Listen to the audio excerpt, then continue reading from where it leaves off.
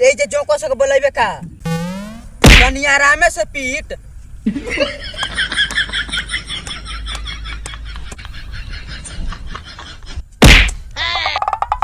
जा सन अपना अपना घर से झोरा लेके आओ सन।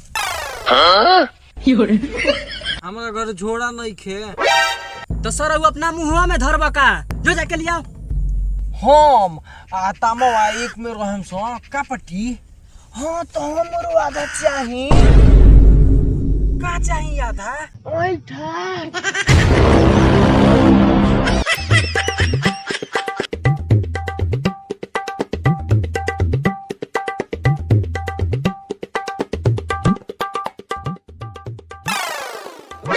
चलो तनी यही में पकड़ है।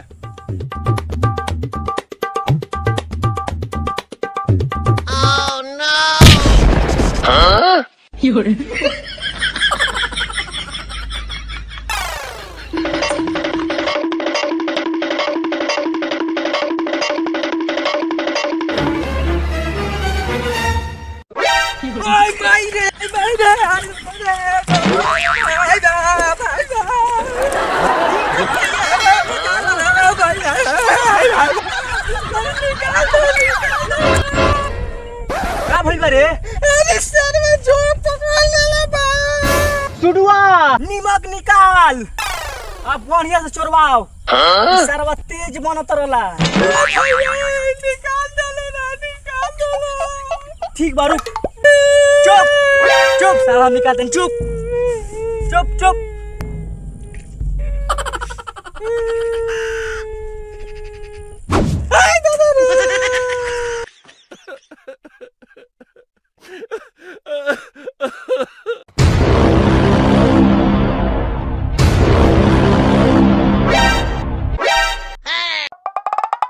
आधा हेने जासन आधा हेने जासन बाकी हमारा साथे आवसन।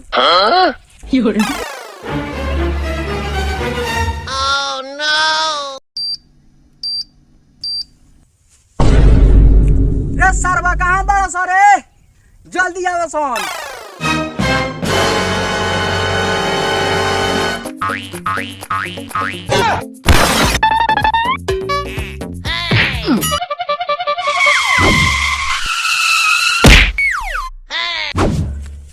सुडुआ कहाँ बारे? गइल बा मैदान करे। तनिके दुनु अपन कान खोल के सुनो सन।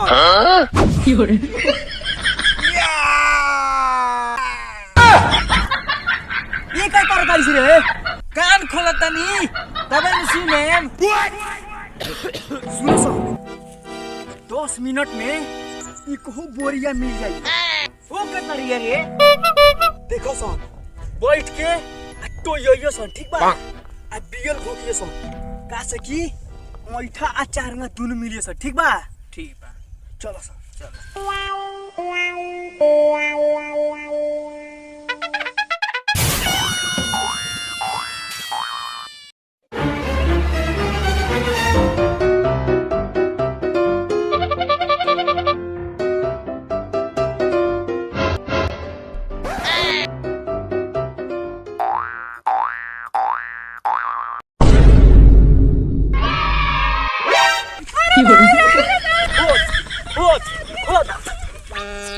अब सरवा एकरा का भाई रे?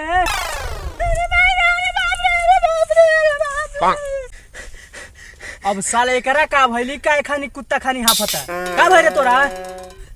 हुआ नु हुआ केकरा एगो भाग गइला। ये साला तोरा के भेजनी अंठा पकड़ के केकरा का केकरा जा केकरा पकड़ जब पकड़ दिया जल्दी ऐसा पकड़ जा। पंकजवा हिया खोद हिया खोद और ये जल्दी खोद। बस हट हम हाथ लगाई मत।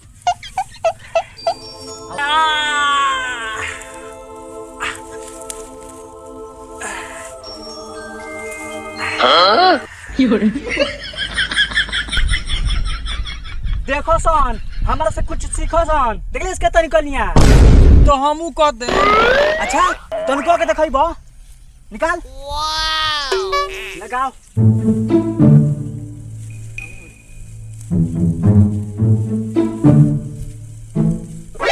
आई बाप रे, आई बाप रे, आई बाप रे, क्या पकड़ ला भाई।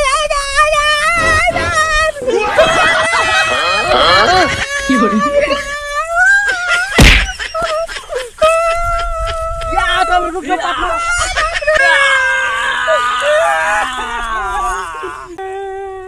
इसीलिए ना बोलते हैं जो हम कर सकते हैं वो कोई नहीं कर सकता है। काहे रे हम कह के दिखाए। चल ते ही कह के दिखाओ। देख दिखाओ तनी। लगाओ हाथ। पार्टनर लागत कि मोट का चरंगा धरा गइल बा। एक निकाल तनी। भाई देख निकाल देनी। काहे नहीं को सब बोलत रह कुछ।